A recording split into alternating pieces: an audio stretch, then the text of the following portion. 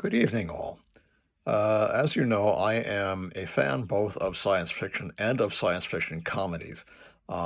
It's rare, though, it's really difficult to write an effective and funny science fiction comedy without running into certain cliches. And this next movie that I want to review, Space Station 76, falls just short of the mark. As one reviewer said, it seems like the director, whose name is Jack Plotnick, also one of the writers, was going more for a quote unquote bemused chuckle than genuine actual laughter. And I find that that's true with this movie because the tone was very uneven. As I said, directed by Jack Plotnick, written by Jack Plotnick, Jennifer Elise Cox, Sam Pancake, Kylie Rocha, and Mike Stoyanov. Now, whenever I see five writers on one movie, a little red flag goes off in my head because most movies can be written by one, maybe two writers. If you got five people in here, and again, it was based on a stage play, that's another red flag for me. Some things work terrifically on the stage that do not translate to the screen. Very rare exceptions are things like the Rocky Horror Picture Show, which, as people know, started as the Rocky Horror Show, a stage play. But that's a different case.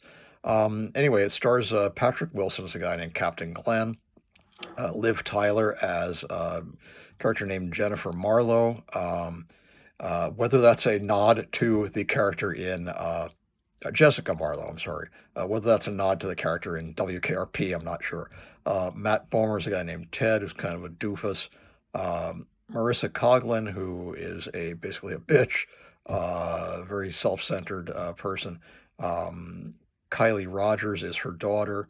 Kylie Rocha is a very materialistic person who was married to Jerry O'Connell, and then Kier Dullea plays her Jessica's father. Um, the Some of the things in it are good. It's basically about people who are on a like a 70s retro looking space station whose purpose ostensibly is to look out for asteroids that could be headed towards Earth and to deflect those asteroids. Um, the special effects I thought were pretty good, especially the model of the space station was called Omega 76, was actually pretty good, and the interior sets are very decent as well. I don't know who did the art direction or the set decoration, but it was done well. The costumes are good. They look very kind of retro 70s, like updated leisure suits, sort of. Look a little bit like some of the spacesuits in like Space 1999 or things of that sort.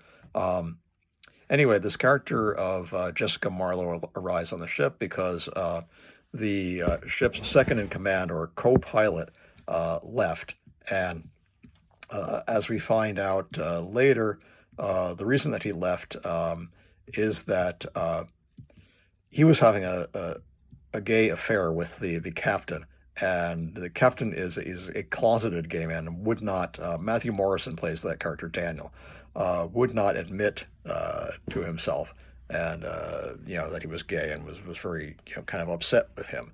And he tells people that he left because he was promoted, and or that he had a sickness and illness in his family. The truth is that Daniel broke up with Glenn, and that's why he left the ship. And he's very touchy about it. Anyway, Jessica comes aboard to take his place, and Glenn is like immediately very snooty with her. He won't look, she's very efficient, and he feels like she's telling him how to run his ship, and he doesn't like that. The character played by Marisa Coughlin, whose name is Misty, is the mother of Kylie Rogers, who plays a little girl named Sunshine, and they're both blonde. And Misty is the ship's nutritionist. She's also very narcissistic, and she feels kind of threatened by Jessica's presence because Jessica both gets along better with Sunshine than she does, and gets along with Ted, her husband, better than Misty does too. Because again, Misty's kind of cold. She ends up having an affair with Steve, Jerry O'Connell, who's kind of sex crazed, and his wife doesn't really seem to care. His wife is very Callie Rocha as Donna is very materialistic. She doesn't really care very much. She also neglects her newborn child, and isn't really very interested in raising it. There's a whole weird thing about uh, Sunshine is raising, has a gerbil that's pregnant, and it keeps eating its babies, which is kind of disgusting. And I don't know why they put that in there. And she screams, and every time her mother has to come and get rid of another one of the babies. There's sort of a bit of a parody of, uh, oh, come on, my brain is freezing up on me again. Um, Silent Running, in a scene where Jessica and Ted are in this garden that's on the ship's top on the observation dome. And Sunshine comes in. She seems kind of a bit surprised by the fact that there are plants. And she says, "Haven't you ever been here?" And she says, "No, my mother doesn't come here." So she only goes places where her mother goes or permits her to go, basically, and is basically kind of bored. Um, again, Ted Bomer has a robotic right hand, and Jessica assumes that he lost it in a war, and he doesn't want to talk about it. And as we find out later on, he didn't lose it in a war. He confesses that the first day he was on his job as an engineer, he zapped it off with a laser, and is very embarrassed about it. And he could only get like a bad surplus hand, which malfunctions every once in a while. In a kind of a scene that's a little bit funny, but also a little bit creepy. He's kind of making like a half-hearted pass at Jessica, and she's sort of reciprocating. And he puts her hand on her breast, and the hand starts squeezing, and it won't stop, and he can't get it to stop. And she's going, "Ow, ow, stop that!" Finally, he manages to get it to stop. That I thought was funny. That's a genuine laugh out loud moment, which there really aren't many. These people are so bad and horrible that you don't really have any sympathy for them. The couple of Donna and Steve are going to leave the ship. They've been promoted to another ship called, I think, Space Station 8.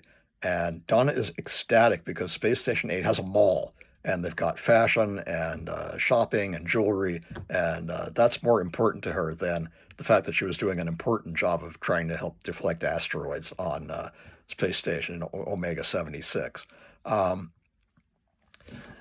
uh, Captain Glenn, or Glenn Terry is his name, receives a notice that he's supposed to go to therapy for 20 days because of what happened between him and um, Daniel. And he communicates to Daniel in a hologram, and Daniel, you see, is kind of in a bathrobe, and he's just come out of the shower, and uh, he's like having a little kind of bit of a sexy byplay with him, but he's saying, "Why did you dump me?" He says, "I dumped you because you wouldn't make love to me without closing your eyes, and you wept into the pillow afterwards, and I'm really kind of sick of you." And he edits this, he splices this together into something that sounds kind of like pornographic, and he's masturbating to it, which is really kind of gross. And finally, at the end, he kind of grows up a little bit, and he wipes that hologram out.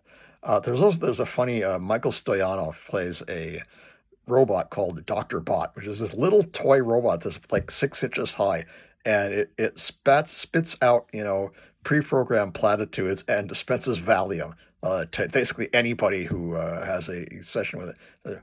Maybe you should have some Valium. That's his answer to everything. So now, Misty is addicted to Valium because of this, and like I said, she dislikes Jessica intensely because Jessica likes Sunshine, and Sunshine likes her. So she starts saying things like, Jessica took her last Sunday when, well, she's the nutritional programmer. She's the one who programs the food supplements. So if there are no Sundays, it's because she programmed it that way. Also, she does something really mean at the end. And again, this is one of the reasons I didn't like this so much, because the character is just presented as so awful.